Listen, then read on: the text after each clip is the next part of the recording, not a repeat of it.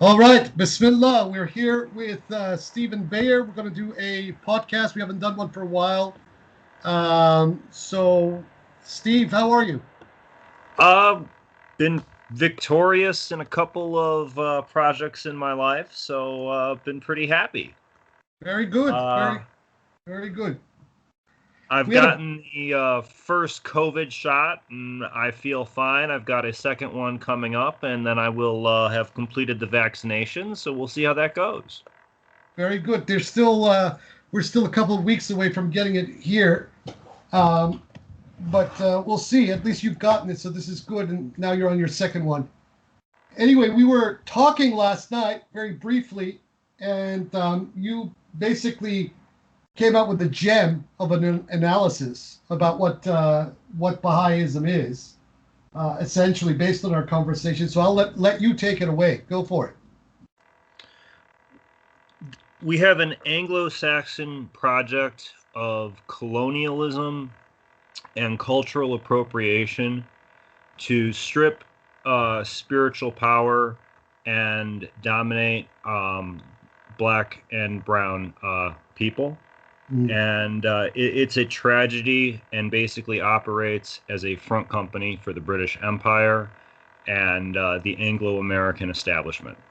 Absolutely 100% spot on the money. This is essentially what Bahaism is. And there's a substantial amount of historical evidence. We're not just talking about anything inferential or anecdotal or anything to that effect. That essentially, this is the difference between the Bobbies and the Baha'is. Now, unfortunately, within the Western Academy, even among certain people who ought to know better in the Islamic studies and Iranian studies fields, they don't often put this distinction between Babism and Baha'ism, although any cursory reading of the history will quickly prove that there was a massive schism within this thing beginning in the mid 1860s. Now, people have always asked this question, why? And there have been countless studies about this, and in Iran especially, and these are credible studies. These are not just your run-of-the-mill conspiracy theory studies that certain outlets in the Islamic Republic will put out, but these are meticulous analytical historiographies that prove with evidence that essentially this is exactly what Bahaism represents. One of which was none other than the dissertation of my friend Sayyid Miqdad Nabavi Razavi, whose master's dissertation was on the subject of the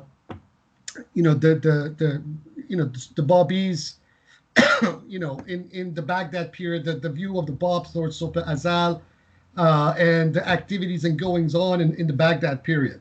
And he, in one of the chapters of this dissertation, especially the chapter where he covers Mirza Malcolm Khan, this was the Armenian, ambassador turned Freemason, turned British imperial agent, as well as Manakji Limji Hataria. This was a Zoroastrian, Parsi, Freemason, come British imperial agent in Iran. When they made contact with Baha'u'llah in Baghdad, just first they made one initial contact in just before he left for Soleimani, and then they rekindled the contact once again. At least this is what we know from the historical evidence after he came back from Soleimania, proves that the British particularly were interested in utilizing a movement to precisely the very end that you're talking about, for the domination of the region, and ultimately as a kind of a front company, as you said, as you put it, for the continued domination, or at least the diffusion of the colonial project through this particular prism. Now we see this in so many different contexts. Despite all this fluff and puff and platitudes about world unity and equality and whatnot, as I've been saying for years upon years, it's not what people are saying that we need to be looking at. It's what they are doing that we need to be looking at. And when we look at the behavior of the Baha'is, and especially their alliances with imperial powers, whether in the 19th century or the 20th centuries, and even now, it proves to any discerning person that what they're claiming versus what they're doing are two completely different things. Now, in very microcosmic settings, okay, we see that racism and white supremacy is very much operative in the Baha'i community itself. I covered an element of it yesterday in a short 20-minute podcast where I talked about the systems of apartheid that exist within the Baha'i community itself. You've actually witnessed some of this yourself in the way, for example, on that academic Sheikh Bobby and Baha'i list, someone like Aziz Mubaya was treated by these predominantly white Anglo Baha'is. Now, none of this is a recent development. I mean, I have witnessed variations of all of these things going on years, ever since I was a little kid. And these were the perplexing questions that kind of got me on the proverbial path out of this whole thing. So we've covered some of this ground before in various ways. But this is the issue, and right now, especially, I would say in the days of the waning empire, where the at least the Anglo-American empire is definitely on the wane, and the next center of global power is most certainly going to be China. We are witnessing that these people have put their foot to the pedal. But while they have put their foot to the pedal in advertising and trying to promote themselves, the proverbial tail of the rooster is showing that we are seeing these very paradigms that we've discussed in the past, show themselves unequivocally for exactly what we say they are. Go ahead, Steve. Well, Bahaism as a culturally appropriated religion sort of is designed to promote neoliberalism, and antiquated ideas of world federalism. Yes. And this system has several problems where it's dysfunctional at fixing itself. Yes. And China is going to be taking a leadership position, and they're quite used to the West using religion as a front, because yes, the CIA's ties to the 14th Dalai Lama, I believe, have been either leaked or declassified. So it's like some of the funding there is pretty clear how that operated with the Tibetan program. We should also mention that not only the connections of the CIA with the 14th Dalai Lama have been obvious, but even before that, the Nazis themselves reached out to the Dalai Lama. So that element, and there's a very weird kind of nexus between, global white supremacy in whatever permutation of it, and Tibetan Buddhism. I've always been perplexed by this, but there's several studies and books about this that have come out in the last 20 years that are quite interesting.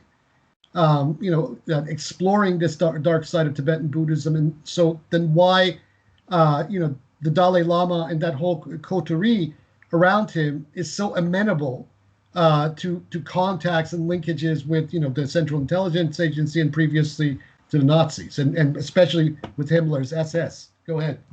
Kind of reminds me of the Shah in a way. Yes. As one of these grandiose Eastern potentates, but dependent on kowtowing to the worst aspects of the empire. Yes. And it's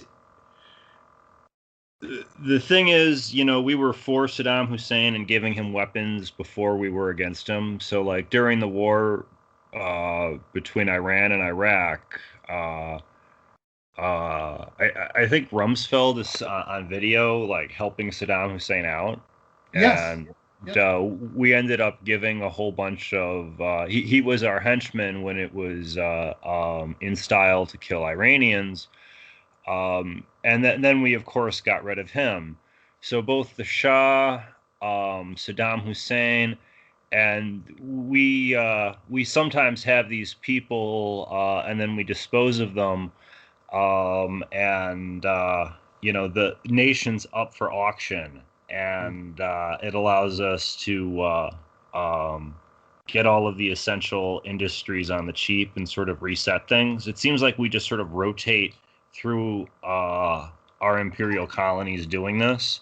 Yes. Though the major conflict now seems to, I'm wondering what the news is in Yemen and what the real story is now that they are trying to pivot on that.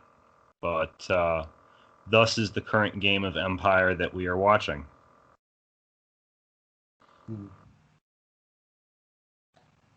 That's right. That's right. I mean, these sorts of incidents and examples can be multiplied in so many different ways. But the question is that this is now beginning to wane. But the thing is, people need to understand that as it wanes, it gets more violent. And this is the thing that even someone like Chris Hedges has been saying for quite a long time, that yes, the empire is going down. But as it goes down, the kind of chaos that it will unleash as a result of its decline will be, almost near catastrophic, if not outright catastrophic. I'd like to compare it to a drowning person. Yes. Like that anybody nearby, will, he'll force him underwater with it. Yep, that's exactly the case. But where the case of Bahaism is concerned, now the thing is that they also appear to have a very strong presence with the Chinese. I mean, this Farzan Kamal Abadi that we have been talking about for the last 2 years in various contexts, he was a representative in the Chinese chamber, or was a member of the governmental level Chamber of Commerce. But it appears that at the moment he is like out of favor, at least with the ruling circles in China. So he's not going there anymore for some reason. I'm not sure exactly why. But this is also concerning. Now, the Chinese basically shut down Falun Gong, in my opinion, for all the right reasons. Because, despite the fact that the Falun Gong is a very kooky organization, and has some bizarre belief systems that raise a lot of flags with people who watch this stuff. But they were also being very actively used by the usual suspects to destabilize Chinese society. Yeah, they're the ones that are associated with the Epoch Times that ran all sorts of pro-Trump stuff. Yes. The only other exposure I've had to them is there's this like musical and play that tours around that they do that they're associated with, but they're not like obviously associated. They like present it just as a but like they put up billboards for it. But other than that, I don't know much about them other than the weird Trump supporting newspaper. But it seems like the Baha'i faith is very involved in trying to lobby and make background deals with both the Saudis, the Chinese, the Israelis, any key place in power. They're interested in, trying to. The New World Order or the administrative order or the world government that the Baha'i faith envisions is sort of the continuation of white colonial rule. Absolutely. But sort of whitewashed with it's all part of God's plan. Let's kumbaya about it. And there's some serious issues where, God may have a plan, but it includes there being social justice and people fighting for it. That's right. And that's right. Amen to that. Instead of whitewashing it. And, we've got Abdul Baha's quotes that essentially, what is it, that people should be grateful to? Y'all should be grateful to me. You hear? Well, he basically, number one, it doesn't work. he told the Native Americans that they should be grateful to Colombia for discovering their continent. Right there, that's the articulation of the doctrine of discovery, which is an actual legal doctrine that says that discovery of the so-called New World by the white man entitles them to everything. In at least here in Australia, it also entitled them to declare this entire continent to be uninhabited. How juvenile of a thinking is this for a leader? Well, I mean, is it I joke about juvenile? it, but it's not funny. I only joke because it's shocking and repulsive. Well, is it juvenile or is it calculated? See, this is the thing. I don't believe that Abbas Effendi actually made this statement out of ignorance. I believe that he made these sorts of statements out of a calculation, and the calculation is very obvious in that he wanted to attract, white socialites and powerful white people, whether in Europe or the United States, to his cause, and then these people flocked. He came and said these sorts of things, obviously spicing it all up with platitudes and pseudo metaphysical stuff. But when he would say things like that, the Native Americans should thank Columbus, and black people and African Americans and people of color should thank white people for and nonsense, just You're outright welcome. white You're supremacist crap like that. That is the most to have a scripture, like I think technically that's considered scripture and couldn't be read as like a prayer in their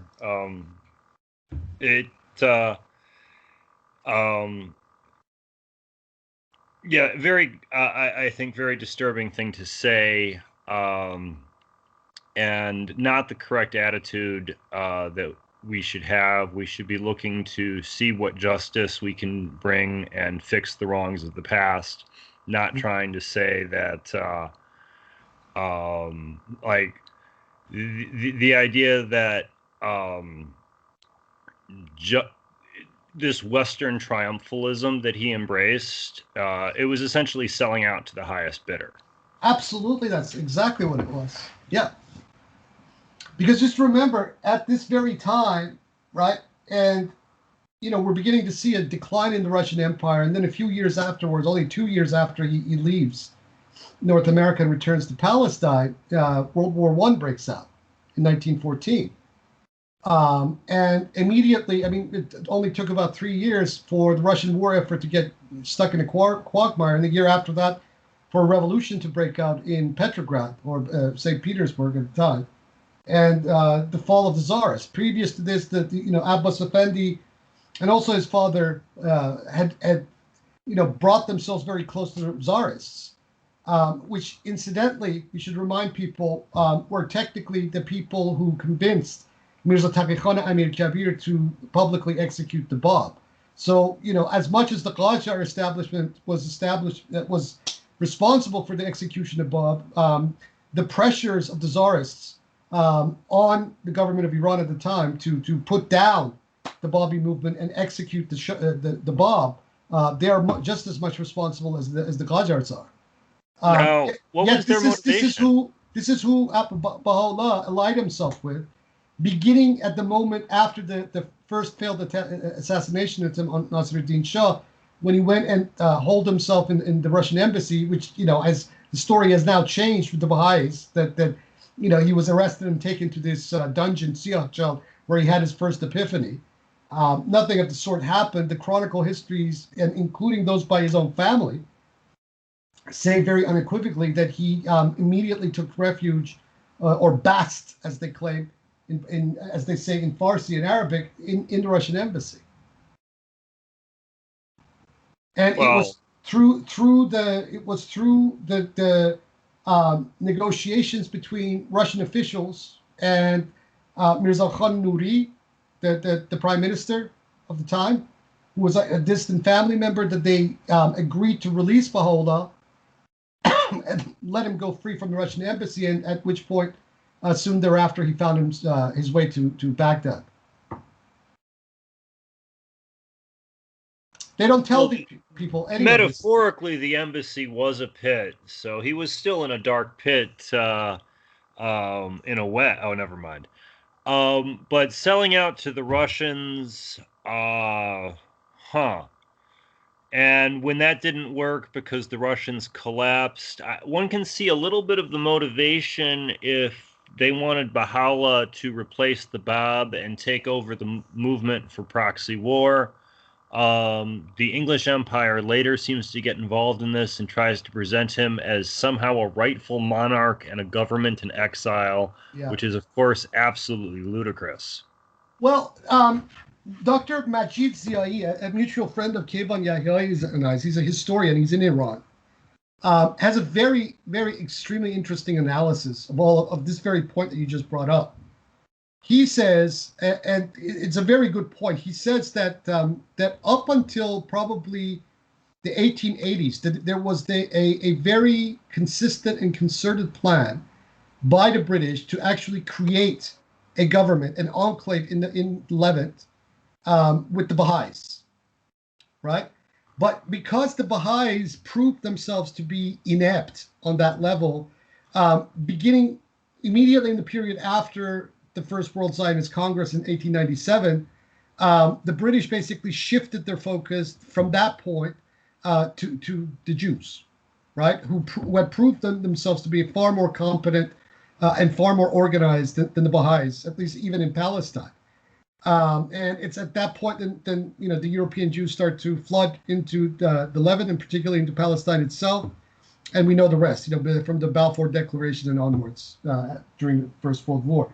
But Ziai appears to have evidence for this, that he believes that this was a very serious and concerted plan of the British, that they were seriously contemplating creating a Baha'i enclave in that part of the Levant, in that part of Palestine. And the reasons for them in doing so, as the same reasons that later transpired with the creation of the Jewish state, was that they needed a buffer, a protective buffer, a Western-friendly protective buffer for the Suez Canal. I've mentioned this, I think, a few times as part of the motivation there, yes. Yes, right. And yeah, as long as energy flows west, you kind of get free support in the Levant for a Western state. And something that's disposable and usable almost like a human shield. It's sort of disturbing how there's this symbiotic but mutually parasitical relationship between the West and Israel. Yes. Like two snakes eating each other's tail. But what I find interesting in this analysis is that, on some level, the creation of the Jewish state in Palestine was actually Plan B. Plan A originally was to create a Baha'i state or kingdom under British protection. Yeah. There are some nice biblical prophecies about Persia, and the idea of usurping the royal claims of empire from Zoroaster and Cyrus and everything in between has the Protestant West, the white Anglo-Saxon Protestants, want something to look equal in imperial grandeur to the Catholics. Yes. And they definitely want to have that royal pretense that they are this new kingdom and empire restoring an old order. And one of the interesting books, the first half I think is interesting. The second half is quite laughable. I think it's called A Thief in the Night. Oh, yeah, by William Steers. Yes. It talks about the Western prophecies involving a Persian Messiah. And when reading it, one should definitely look, in my opinion, one, that there is actual prophecies of something coming from Persia at that time, but also how it can be appropriated by empire once it happens, and how obviously that's the case in the second part of the book of what's going on when it starts dealing with Baha'u'llah versus when it starts out dealing with the primal point.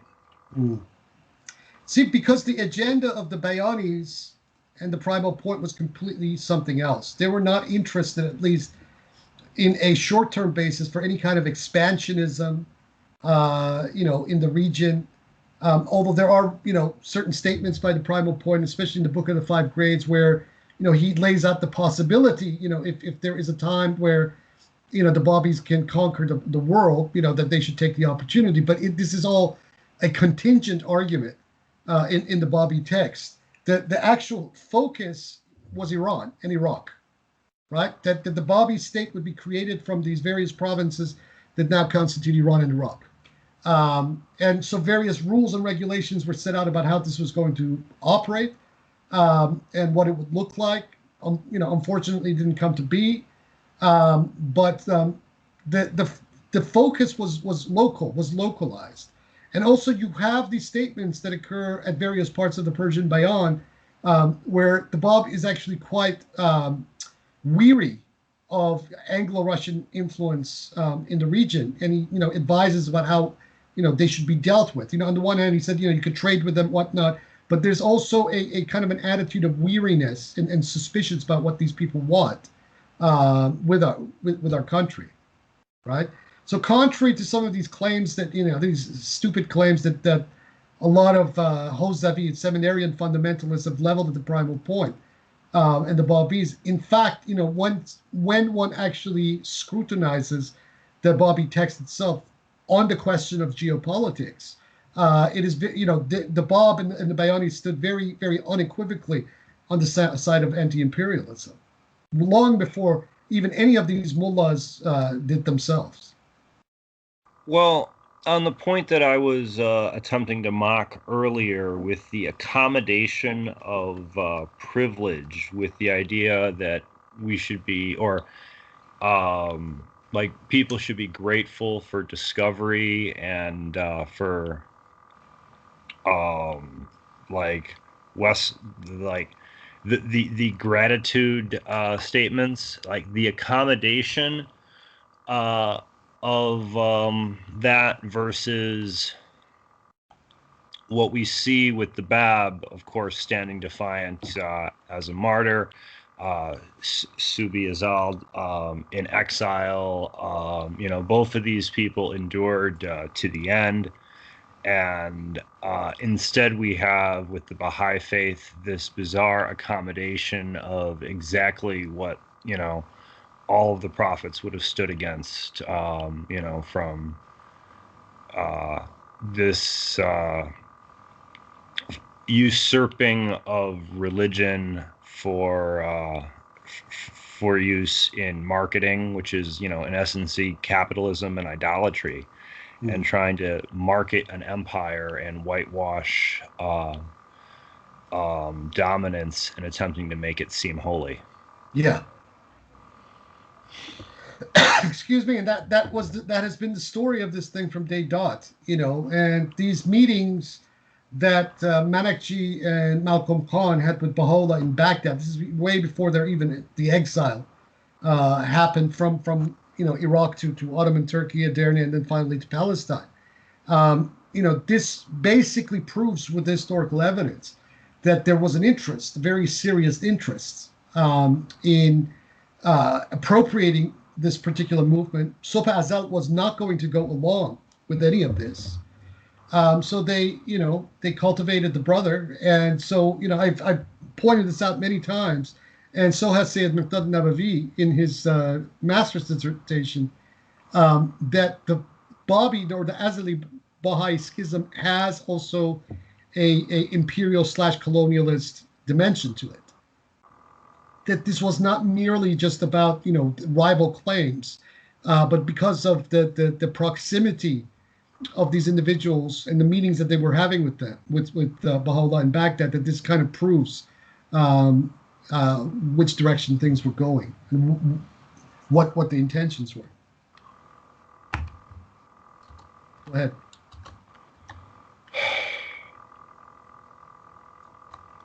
It's in the context, and there was a curse posted that he says about previous dispensations, those that rejected, and just the context of how that cycle repeats. It gets to be a little bit mind-boggling to see how the Christian revelation ends up becoming a tool. The Islamic Caliphate ends up killing the grandchildren of Muhammad and the children of Ali and Fatima and their brothers at Karbala. And we see these tragedies repeating with what happened to the Azalis, and the struggle continues into modern times, and the current cast of characters seems to be set where we are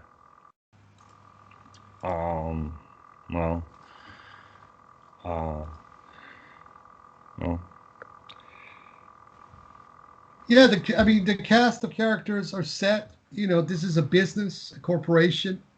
There are interests behind it, to see this thing succeed. I've mentioned many times, and especially over the last 2 years, in various contexts, that there's quite a substantial amount of evidence that despite their claims of human rights violations in Iran, that these people have in fact infiltrated significant areas of the system in Iran and have made alliances with very powerful elites within the Islamic Republic of Iran. And what would be the end game to that? Well, look, the end game is that when you have your foot in your own enemy's camp or purported enemy's camp, you basically are about to call the shots about what is to come after them.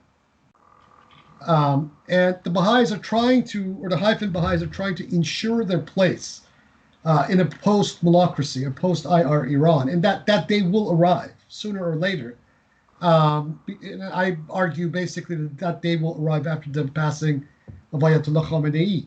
Now, given the extremely negative and destructive presence of these people, particularly in the last 27 years of Mohammad Reza Pahlavi's reign, for example, they were beneficiaries of the 1953 August 1953 coup, and there's also a lot of evidence that they even facilitated various important elements of this coup, and also in the aftermath, with Habib Sabet and some of these other people like Ayadi, etc.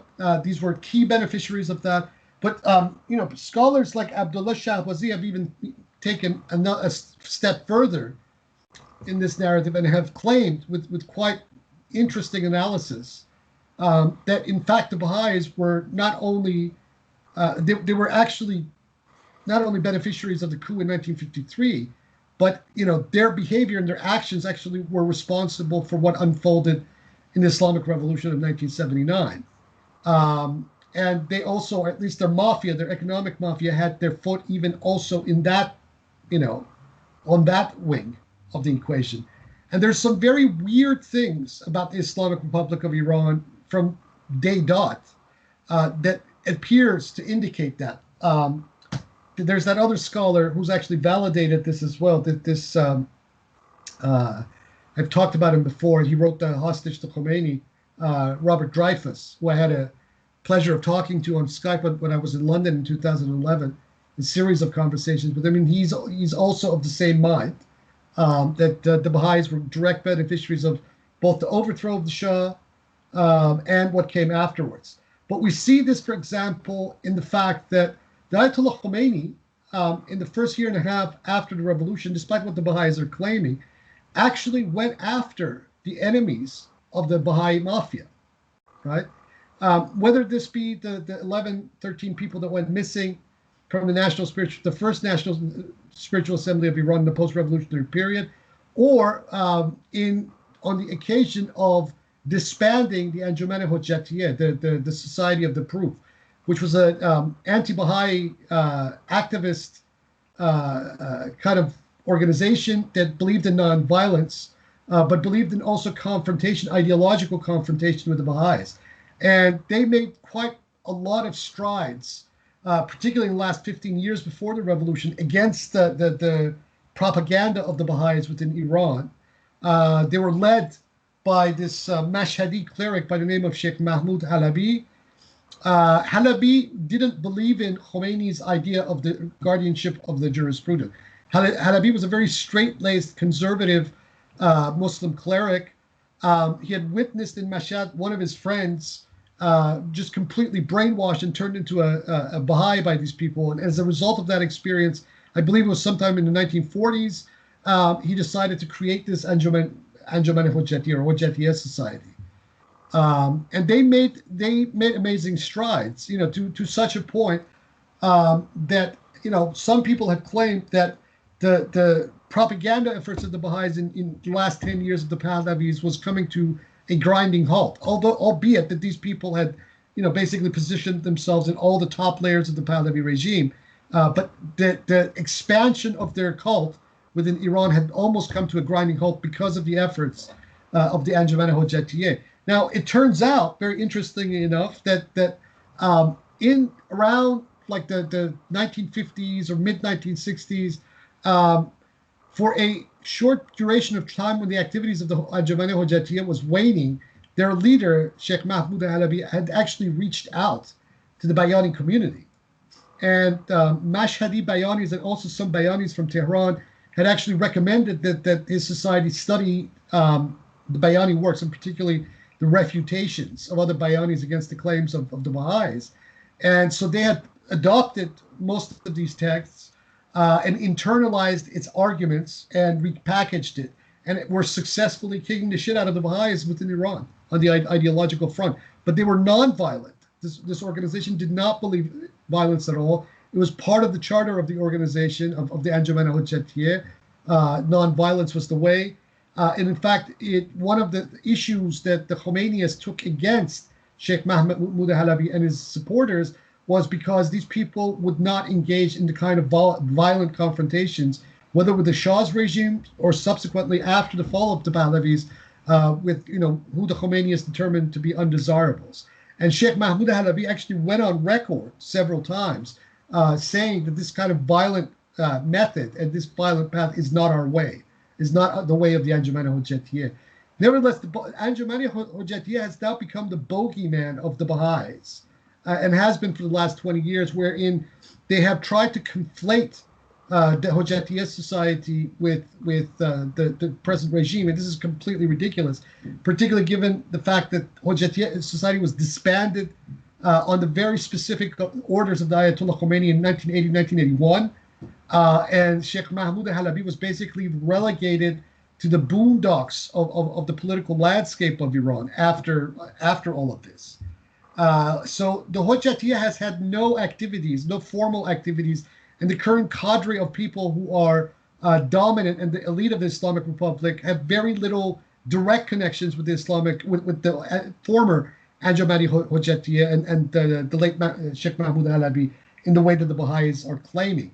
But this bogeyman has been a very convenient little tool for the Baha'is, particularly given the fact that, at least from all of the accounts that I've heard from numerous people on both sides, that in the 1960s and 1970s, when you had a lot of public gatherings, a lot of public confrontations between the Hujjatis and the Baha'is, always a lot of these public meetings would end up in violence, with the Baha'is instigating the violence against these Hujjatis when they couldn't actually answer any arguments.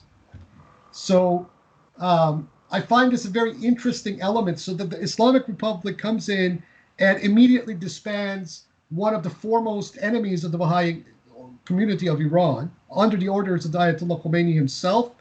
Now, when we go back into before the pre-revolutionary era into the 1960s itself, we see that in 1963, Khomeini instigated a rebellion out of the holy city of Qom.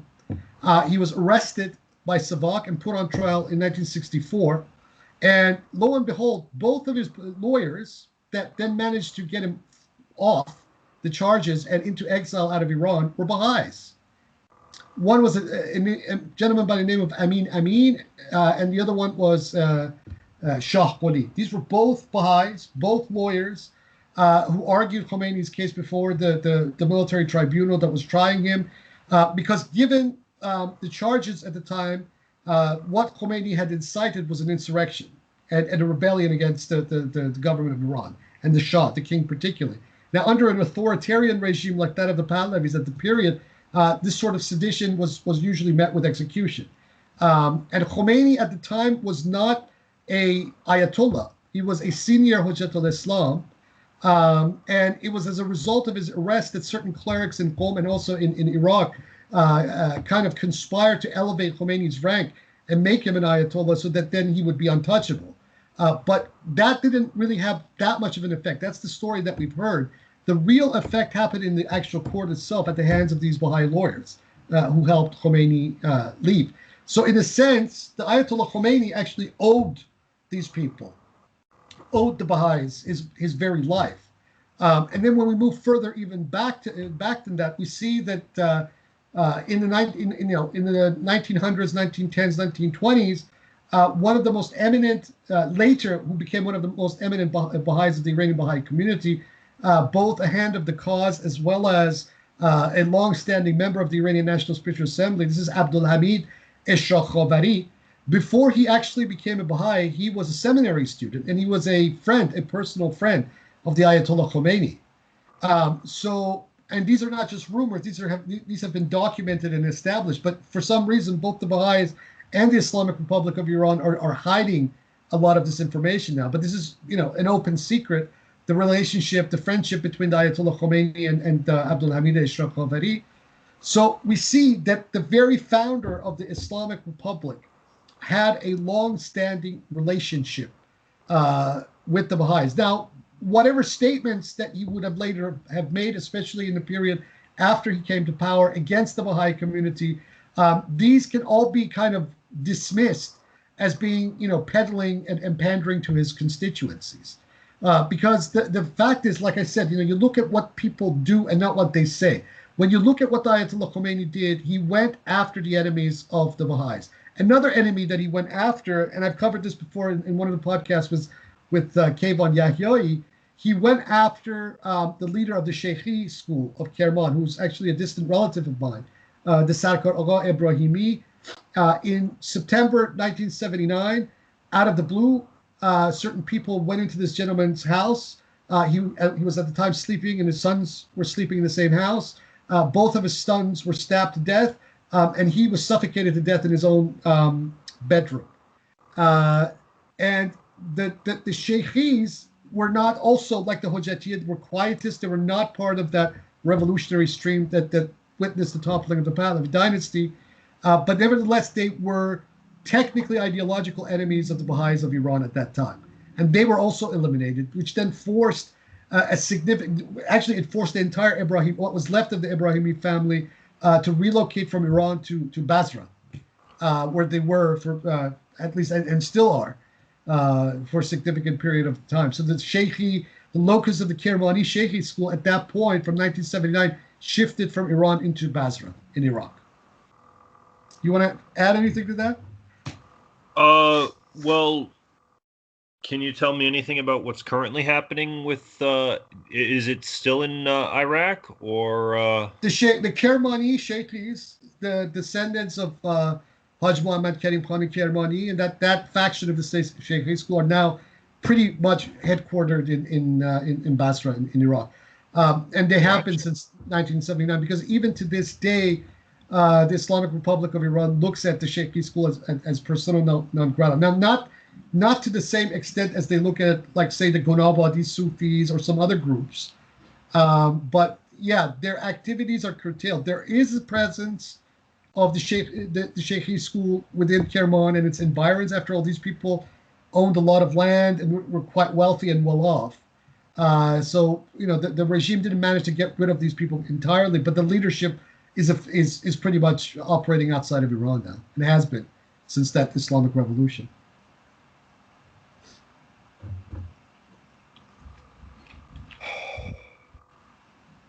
It is very disturbing how the games of empire are played and what people are capable of. That's to put it mildly, I mean, but this is the thing, and this is why there's a lot of suspicion, and as a result of the suspicion, there's a lot of conspiracy theories that have spun for a long time amongst many different immigrant Iranian communities. I mean, I want to move through either evidence-based reasoning, or if you're going to speculate, then you speculate on very detailed and cogent and believable and verifiable evidence. This is unfortunately the problem with a lot of the conspirology out there, is that it spins its narratives in very frivolous and unrigorous ways. We want to move. If there is a conspiracy, and I don't, even though conspiracy theory, the word itself has become very dirty in these times. The fact of the matter is that that power elites behave in certain ways, and in the geopolitical game act in certain ways that you cannot classify it as anything other but a conspiracy fact, right? That conspiracies happen, that powerful actors are always, conspires either against other powerful actors or against lower strata of people, against groups of people. This stuff happens all the time. This is part of the human behaviorism, unfortunately. So, but when you look at all of this, when you put all of this evidence together, it begins to become obvious that even the Islamic Revolution of 1979 is not exactly what people thought it was. It wasn't this overriding anti-imperialist, anti-colonialist project. I mean, it has actually not benefited, the very constituency that marched out into the streets against the Shah in 1978, 1979. All it did was replaced one group of elites with another group of elites, and arguably, as some are arguing now quite convincingly, the actual elites, or what some people term by the valid sociological term of the deep state, the Iranian deep state of the time, basically replaced the Pahlavis with the mullahs to basically protect themselves.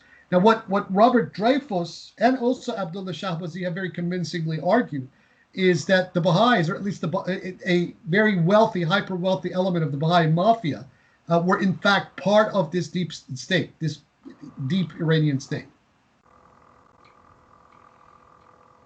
Wow. Yeah. And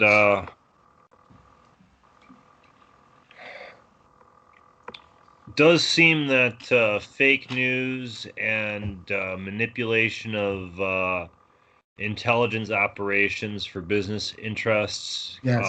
can really dominate a situation. And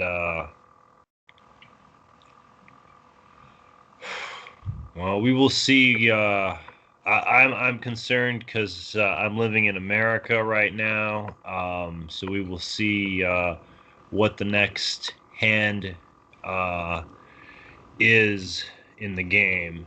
But it seems like there's always another battle to be fought, and that even when there's progress, there's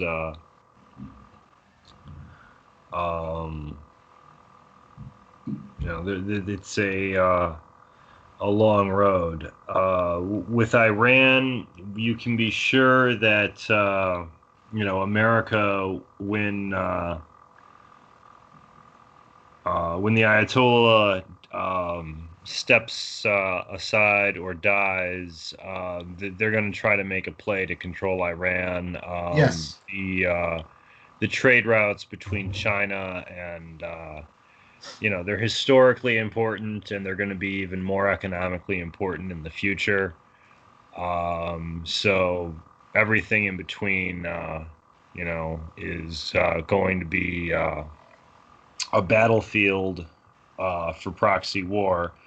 And one wonders, I assume the CIA is looking for useful idiots in Basra and any other place they can get Iranian exiles who are willing to do similar to what Baha'u'llah did and sell out their religious stuff so that it can be culturally appropriated and manipulated. We've seen some of these. I think you wrote an article, "Sufis in the Service of Empire," or what Yes. was the title? Shill spooks and Sufis in service of empire. I was talking about the Mariamia. Yeah. And they're definitely going to make a play for Iran when they get the chance. And Well, I would say they're already that's already in play. The only question is which narrative of this will then win out, whether it will be the one that the Chinese have in mind, or whether it be the one that the West and its allies in the Middle East, like the Saudis and the Gulf monarchies in Israel, have in mind. And I'm tending to think that, especially given this agreement, this trade agreement that Iran and the Chinese have concluded, that the Chinese have already put their stake firmly in that once the end of the Islamic Republic actually does arrive, that it's going to be what they're going to be calling the shots as to what happens, just like what they did in Zimbabwe with Mugabe, who was also, if the Chinese do that, I would assume that rival empires will want it to be destabilized rather than functional. Yeah. And will back any civil war, similar to the situation in Syria, where we handed out rocket launchers to terrorists who would have been our enemies in any other logical circumstance. But we were all too eager to give them anti-tank missiles. That's right. And so what happened in Syria, God forbid, will happen in Iran if they get the chance. If they get the chance. I'm not so...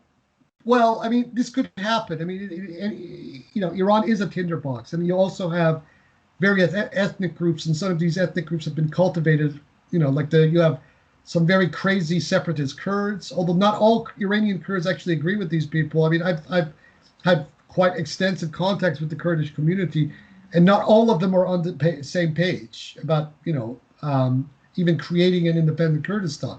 But the West has cultivated these Kurdish separatists in Iran. They've cultivated these Baluchi separatists in southern Iran. They've cultivated Khuzestani Arabs, and you will see, these irredentist movements, cropping up right and left. I mean, to its credit, at this time, the Islamic Republic of Iran has basically kind of muzzled some of these groups. So their activities are not as their activities are quite blunted at the moment. Although a few years ago, just during the height of the Middle East burning with this post-Arab Spring melee, they were quite active. But at the moment, they're quite mute, quite muzzled. But once the center is weakened, which is exactly what happened when the Qajars fell. Once the center weakens, then it's on. These people will come out of the woodworks, and if the United States and its allies at that point are as strong as they were, then you will definitely see something along those lines unfold in Iran. Definitely.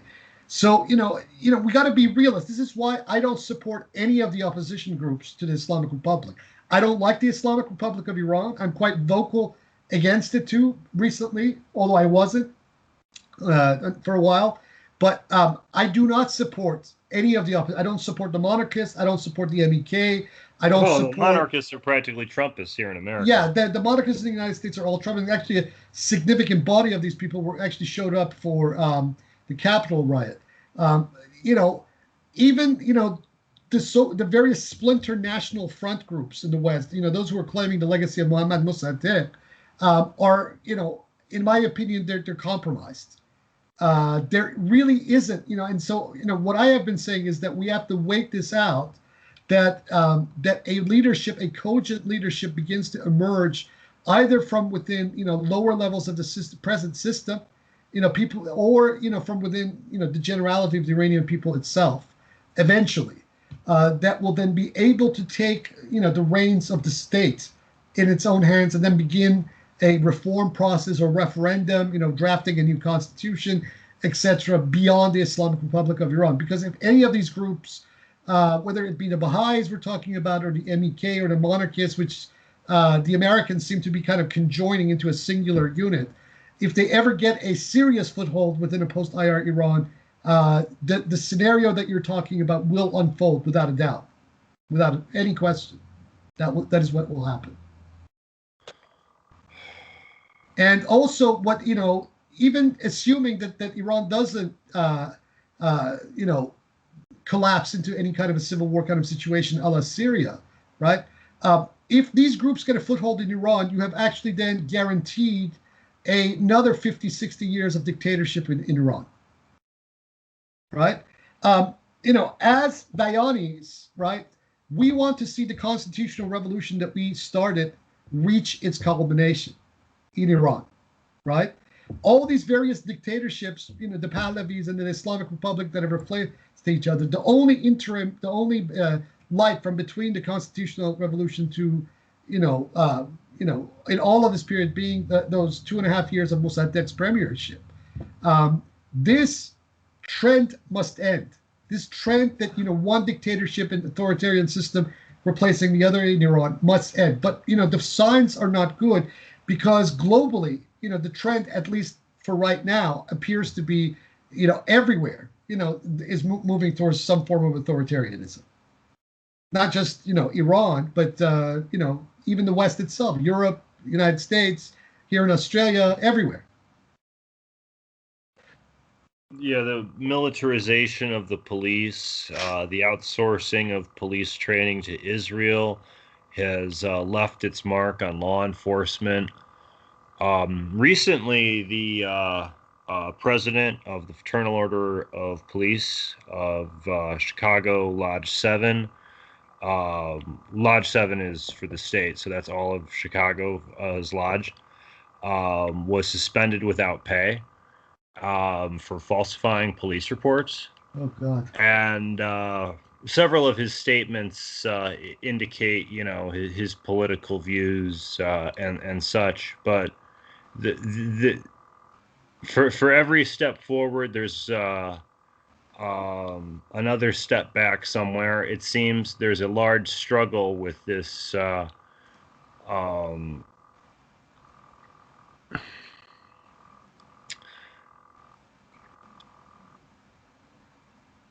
nationalistly crazed but insane authoritarian cop culture, or cops culture, that's influenced by the reality TV show. Yeah. Which I don't think the show ever shows anybody who they never show a stop, other than the occasional officer friendly moment. They never show like a cop who makes a mistake, who questions somebody who's just minding their own business without good reason. Yeah. And the idea of this sort of there's this show, I think it's one of the Law and Order spinoffs, called Chicago PD, and it sort of is a propaganda program that sort of manufactured the problem here and helped justify it. Yeah. And that sort of voight, or the idea that we need a superhero protecting us, is something that there's a lot of propaganda trying to make conservatives and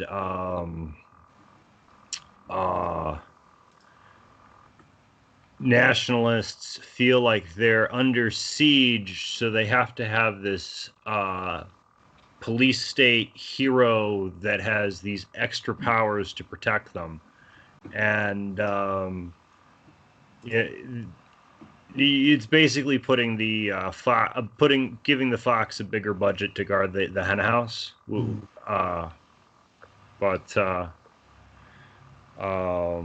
These paradigms are also operated on the global level. It's not just locally.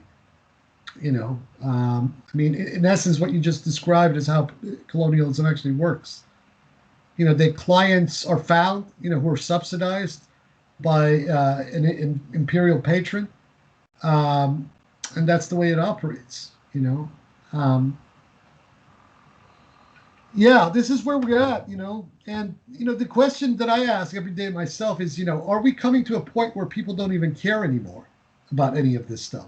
You know, um, and I say this for a very specific reason. I mean, what we witnessed with Trump, and I'm not just talking about recent events, I'm talking about the events leading to his election, where he was preaching a very populist and also anti-colonial, or at least not anti-colonial, but anti-imperialist rhetoric on the hustings, which I warned people not to believe in. Given the guy's was a casino mogul. I mean, you can't. You don't believe this guy. A reality TV star, casino mogul. Connected to the most shady and corrupt elements of the American establishment.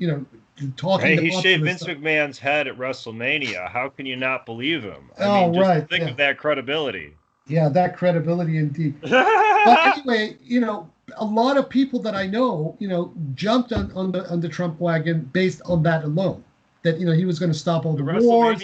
WrestleMania match? Oh. Yeah, that he was going to stop all the wars. That Oh, this come on. Clinton wing of the Democratic Party, which thankfully didn't get into power, but this Clinton wing of the Democratic Party, once they came in, they were going to expand the wars of empire, which they probably would have. But that Trump was going to stop it. But then the guy got in, and we know that what happened in the last 4 years, and how it ended, etc.